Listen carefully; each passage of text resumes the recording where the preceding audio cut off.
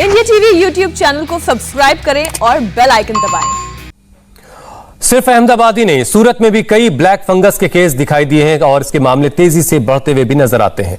15 दिन में सूरत में अलग अलग अस्पतालों में करीब 150 केस रिपोर्ट हुए हैं। सूरत के किरण हॉस्पिटल में पिछले दिनों ऐसे 8 मरीजों की जान बचाने के लिए उनकी आंख तक हटानी पड़ गई। ये डिसीज जो नाक और कान, आंख के बीच का जो हड्डी रहती है उसको तोड़ के आंख के पीछे के हिस्से में जा सकता है और आंख को भी डैमेज कर सकता है। ये जब आंख के पीछे के हिस्से में जाता है, तो आंख में जो लक्षण आते हैं वो लक्षण है आंख की पलकों का नीचे आ जाना, आंख का गोला का बाहर की तरफ आ जाना, आंख की रोशनी कम होना, आंख में कम दिखना या डबल दिखना, आंख में से पानी आना या आंख के पिछले हिस्से में दर्द होना। ये सब आंख के मेन साइंस रहते हैं।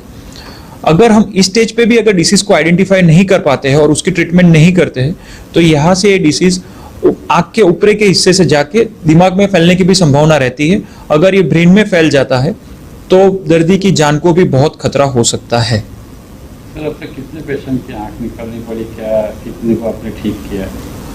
अभी हमारे यहाँ किरण अस्पताल में 50 पेशेंट्स आर अंडर ट्रीटमेंट, 20 को हमने ट्रीटमेंट देके डिस्चार्ज कर दिया है।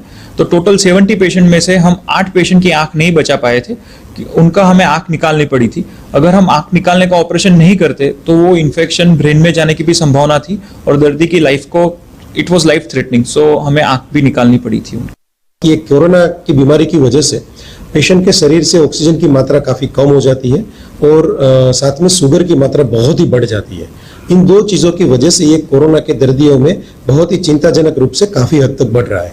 और अभी पिछली जो दूसरी लहर हम जो सामना कर रहे हैं कोरोना की लहर के पूरे देश में, उसमें बहुत ही सारे केसेस सामने आए हैं। अभी हमारे गुजरात में और सूरत में भी बहुत सारे केसेस सामने आए हैं। हमारे अस्पताल में अभी हमारे यहाँ पे 20 दर्दी तो सारवार लेके निकल के अच्छे होके निकल गए। 50 दर्दी हमारे पास अस्पताल में अभी भी सारवार में है।